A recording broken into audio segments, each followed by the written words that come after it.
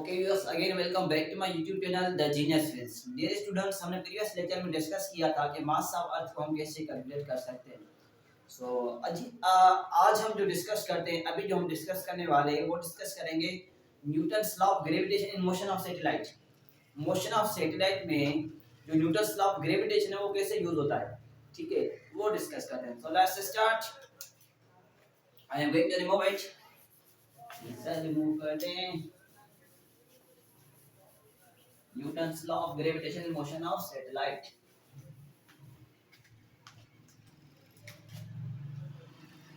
आज की टॉपिक है न्यूटन्स लॉ ऑफ ग्रेविटेशन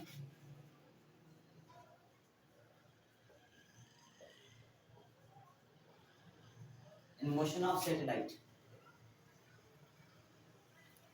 पूरे बोर्ड में इसका नाम ही आ गया है Newton's law of gravitation motion of satellite.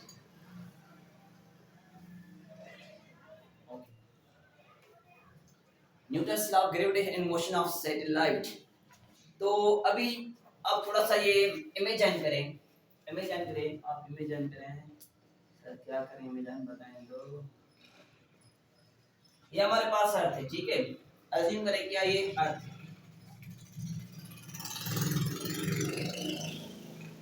ठीक है. हमारे पास अर्थ है.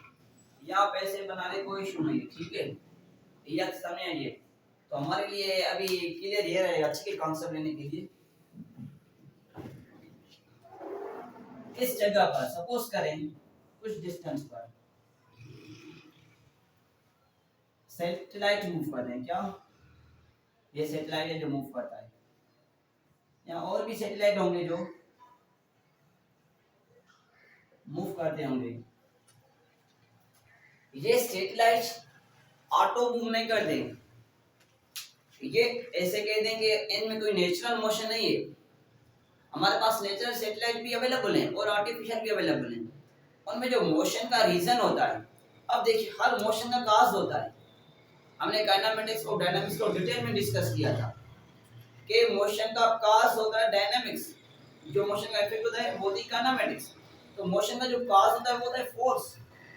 तो सैटेलाइट को मोशन में लाने के लिए, इन ऑर्बिट्स में रिवॉल्व कराने के लिए यहाँ पर एक फोर्स की नीड होती है. उस फोर्स को कहते हैं ग्रेविटेशनल फोर्स. उस फोर्स को कहते हैं ग्रेविटेशन. इस पर भी एक ग्रेविटेशनल फोर्स होगा इस सैटेलाइट पर. सेम ऐसे इस सैटेलाइट पर भी एक ग्रेविटेशनल फोर्स होगा. वो ग्रेविटेशनल फोर्स होता है m1 m2 अपान में r स्क्वायर. m1 m2 अपान में r स्क्वायर. ओके, यहाँ क्या है, एक फोर्स है सैटेलाइट के दरमियान में और मास ऑफ अर्थ के दरमियान में. ये फोर्स है ग्रेविटेशनल फोर्स. ओके, सेम में से ये जो सैटेलाइट्स हैं ये लीनियर मोशन में मूव नहीं कर देंगे. क्या ऐसा नहीं होता ये सैटेलाइट इससे गया फिर इधर आया फिर इधर आया फिर इधर आया, ऐसे नहीं. ये मूव करते हैं ऑर्बिट्स में. ऑर्बिट में रिवॉल्व कराने के लिए there must be a centripetal force. वहां पर सेंट्रीपिटल फोर्स का होना लाजमी है. तो इसको ऑर्बिट में रिवॉल्व कराने के लिए जिस फोर्स की नीड होती है उसी को कहते हैं सेंट्रीपिटल फोर्स. ओके, कौन से फोर्स की नीड होती है, सेंट्रीपिटल फोर्स. तो ये जो ग्रेविटेशनल फोर्स होता है जन्म देता है किसको, सेंट्रीपिटल फोर्स को, ताकि ये ऑब्जेक्ट अपने ऑर्बिट में प्रॉपर वे से रिवॉल्व कर सके, मूव कर सके. Okay, M square upon r ये क्या होता है, सेंट्रीपिटल फोर्स इसकी. अभी आप इन दोनों फोर्सेस को कंपेयर करें. कंपेयर क्यों करते हैं, कंपेयर करेंगे तो हमें मालूम होगा कि जो इस सैटेलाइट की वेलोसिटी है किन फैक्टर्स पर डिपेंडेंट है. At what factors this velocity of satellite is dependent. Okay, velocity मालूम कर सकते हैं और इसका टाइम पीरियड भी मालूम कर सकते हैं कि अपनी एक रिवॉल्यूशन कितने टाइम में कंप्लीट करेगा. अपनी एक रिवॉल्यूशन कितने टाइम में कंप्लीट कर सकता है. तो हम इसकी वेलोसिटी भी मालूम कर सकते हैं और इसका टाइम पीरियड भी मालूम कर सकते हैं कि कितने टाइम में इसकी जो वेलोसिटी है एक रिवॉल्यूशन लगाएगी या उसका जो टाइम पीरियड है वन रिवॉल्यूशन में कितना टाइम होगा. ओके, ये चीजें हम कैलकुलेट कर सकते हैं by this. Okay, now compare gravitational force and centrifugal force, इन दोनों फोर्सेस को कंपेयर करें। यहाँ पर ऐसा नहीं कि जस्ट सेंट्रीफ्यूगल फोर्स है, ग्रेविटेशनल फोर्स नहीं। ग्रेविटेशनल फोर्स है तो सेंट्रीफ्यूगल फोर्स है, ठीक है, क्योंकि ग्रेविटेशन पुल की वजह से सेंट्रीफ्यूगल फोर्स पैदा होता है। ये सैटेलाइट मूव कर रहा है, इस पर ग्रेविटेशन पुल है, ग्रेविटेशन पुल की वजह से ये मूव करेगा, ठीक है, ये रिवॉल्व करेगा। ऐसा नहीं कि ऑटो आया, खुद आया, जूम गया, फिर आया, बैक आया, ऐसे नहीं। ग्रेविटेशन पुल की वजह से ये मूव कर रहा है ऑर्बिट्स में।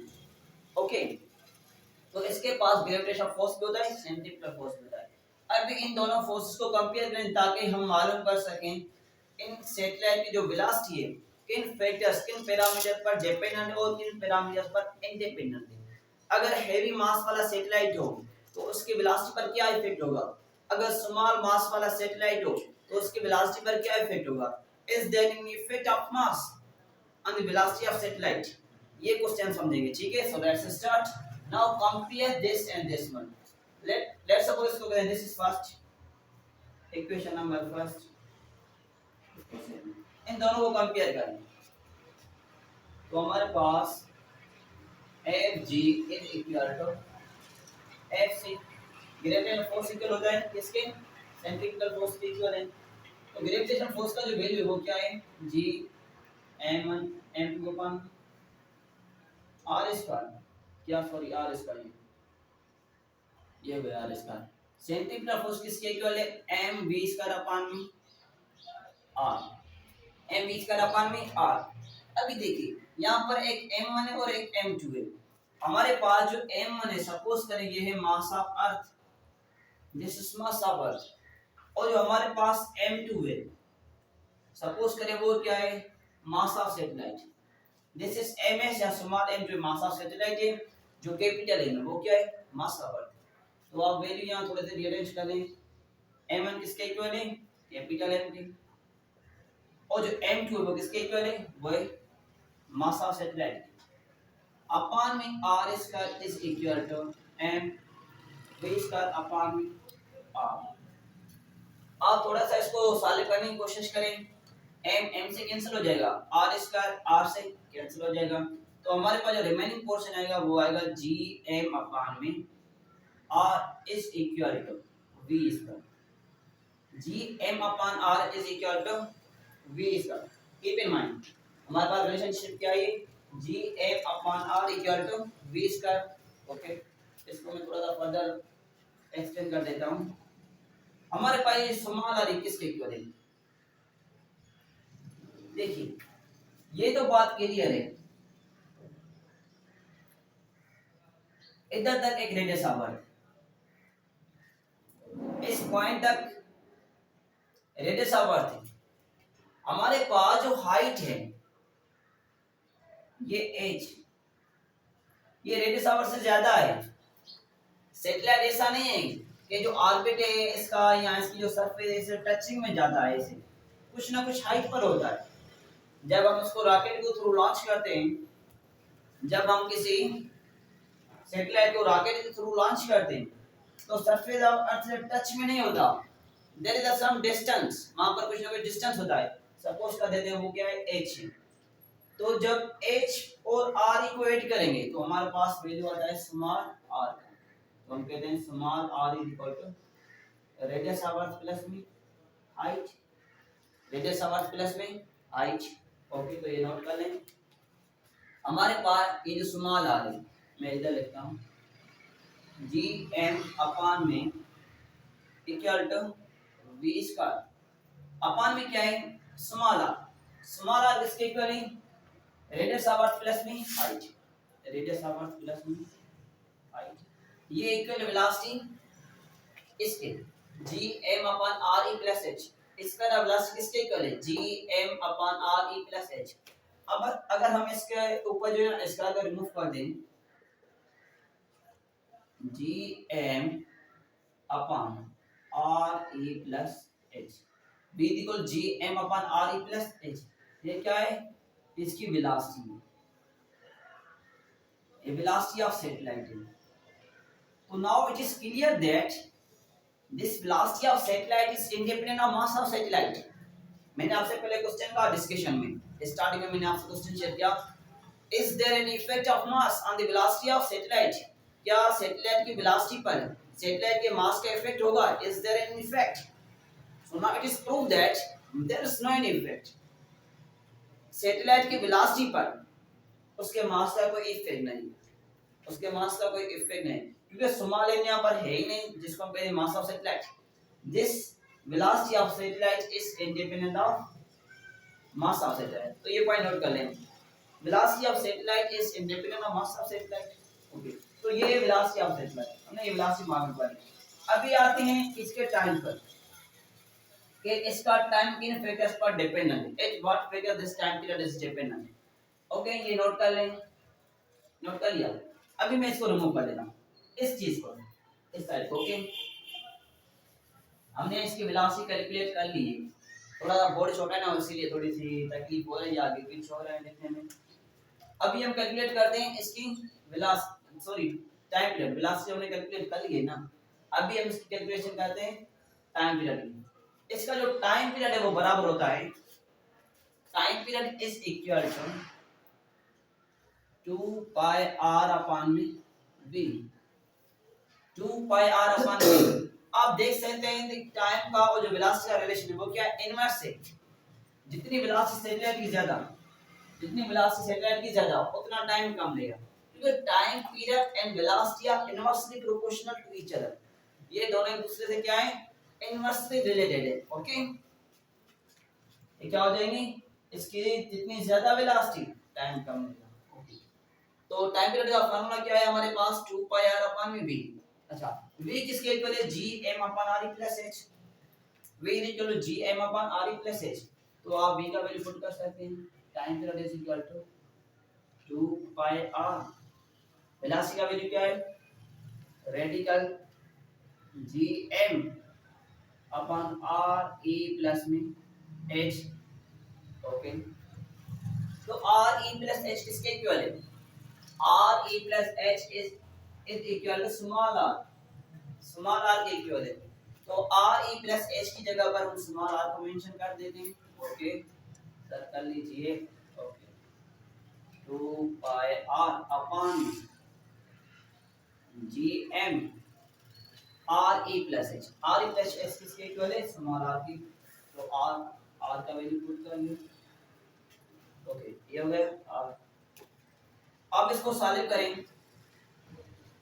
ये नीचे डिवाइड करा, जब ऊपर जाएगा तो क्या करेगा? मल्टीप्लाई. तो ये हो जाएगा 2 पाई r. जो न्यूमरेटर है वो डिनोमिनेटर में कन्वर्ट हो जाएगा. जो न्यूमरेटर है वो डिनोमिनेटर में, जो डिनोमिनेटर रखकर वो न्यूमरेटर में. इट मींस r ऊपर चली जाएगी और जो gm है वो नीचे चली जाएगी. जो r है वो ऊपर आ जाएगी और जो gm है वो नीचे आ जाएगी. ओके, तो ये आ जाएगा r अपॉन में gm, r अपॉन में gm.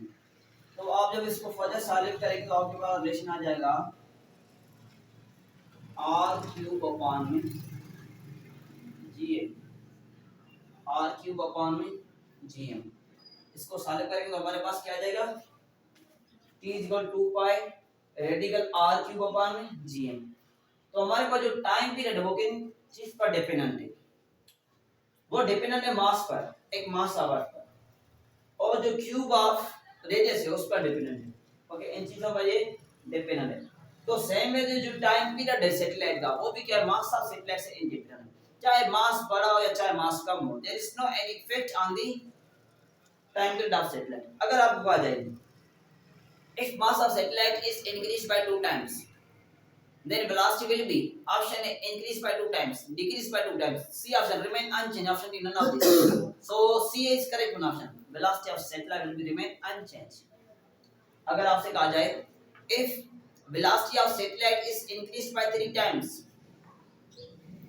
then is there any effect on mass? क्या मास पर कोई इफेक्ट होगा? नहीं होगा, क्योंकि जब वेलोसिटी मास को बढ़ाते हैं वेलोसिटी पर कोई इफेक्ट नहीं होता. अगर वेलोसिटी को बढ़ाएंगे तो मास पर कौन सा इफेक्ट होगा? फिर भी नहीं इफेक्ट होगा. Okay, so once and we repeat my question.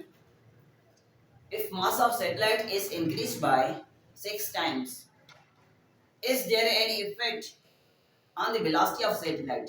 अगर हम मास ऑफ सैटेलाइट को 6 टाइम्स बढ़ा दें, इज देयर एनी इफेक्ट, क्या कोई इफेक्ट होगा इस पर, सैटेलाइट की वेलोसिटी पर? So answer is that there is no any effect on the velocity of satellite. जो वेलोसिटी ऑफ सैटेलाइट है वो मास ऑफ सैटेलाइट से क्या है, वो है independent. So there is no any effect on the velocity of satellite. If we increase mass 100 times, then there is no any effect. Okay, so I think that's will be enough. तो ये थोड़े से MCQs थे जो हमने आपको verbally बता दिए कि कैसे क्वेश्चन आ सकते हैं। तो ये था हमारा आज का लेक्चर जिसमें हमने डिस्कस किया कि सैटेलाइट का मोशन जो है वो किस तरह होता है, किन चीज पर डिपेंडेंट है, कौन से फैक्टर्स हैं। ओके, जिसमें हमने सेंट्रीफ्यूगल फोर्स पर डिस्कस किया, उसकी वेलोसिटी मालूम की, टाइम पीरियड मालूम किया और थोड़े से वर्बल एमसीक्यूज डिस्कस कर लिए। I think that will be enough for today's lecture. Inshallah, in next one video lecture, we will discuss about the orbital velocity of satellite. Orbital velocity of satellite क्या है, जिसको हम कहते हैं proper speed of satellite. Okay, guys. Inshallah, till next meet again. Okay, guys, till next meet.